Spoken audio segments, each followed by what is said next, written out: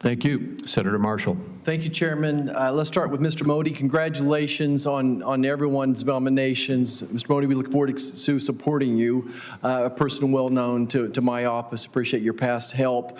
Talk just briefly opportunities and challenges in Social Security as you see them. Sure. Thank you, Senator.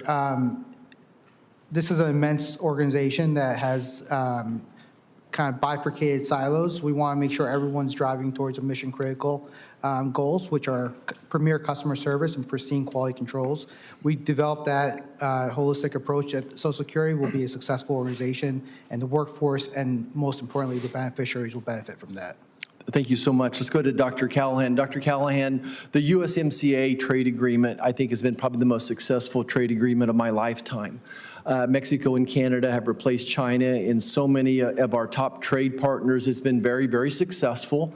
But like every agreement, it can get better or it can get worse.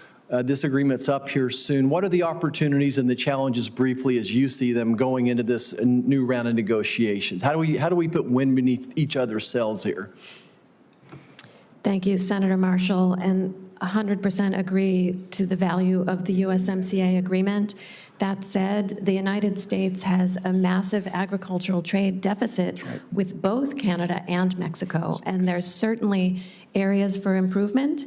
We are reviewing the comments received through our Federal Register notice, and we'll be taking all of those comments into consideration when we think through how can we ensure that the benefits that were negotiated on paper are seen by U.S. farmers and ranchers, large and small, across the United States. Yeah, and I just want to add to the topic that sorghum is a very important market that between not just China but Mexico as well, and hope that that's a priority. Let's move on to value add. Look, Kansas farmers make money is when we take soybeans and turn it into bacon, when we take corn and turn it into beef, when we take sorghum and turn it into biofuels. That's when we make money, right? The rest of the world has learned how to grow corn and soybeans, and so many people, the national media doesn't understand that we're going to see, we average 2 billion bushels of export of corn a year. This year we're going to export 2.86. Soybean exports and wheat are both up 10% exports as well. The challenge is the president has agreements with 7 of the 10 major trade partners that we have. He's putting the I's and dotting the I's, crossing the T's. I hope on a couple of those this weekend as well coming forward. What are the opportunities in your eyes for ethanol? And by the way, one reason that beef is valued so well right now is because of the Trump 45 agreements he did with Japan, South Korea, et cetera, that we're selling these value-added products to those countries. We don't make enough hamburger here to satisfy the satiety of Americans when it comes to hamburger here, but we're exporting our high-value beef. So talk a little bit about how you see this high-value end products for agriculture.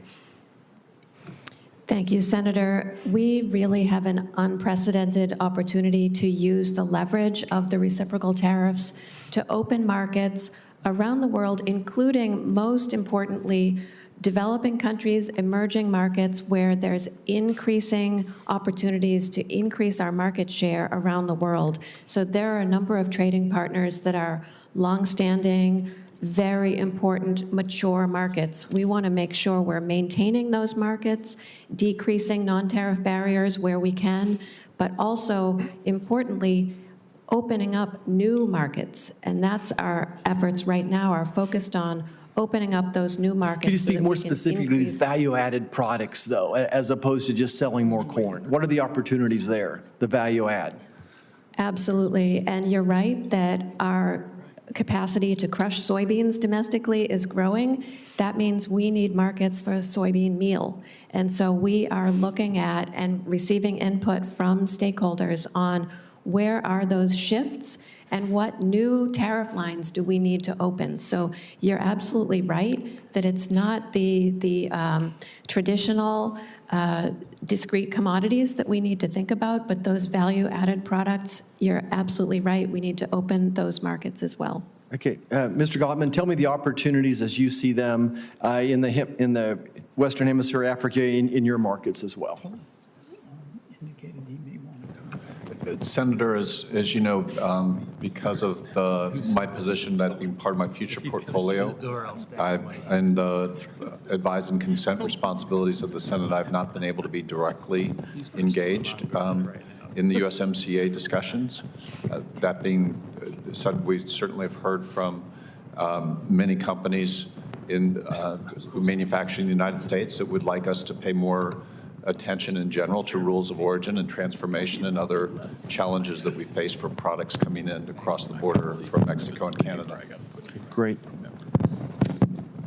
I think I'm out of time, Mr. Chairman. Thank you so much. That would be correct. Thank you for paying attention, Senator Marshall.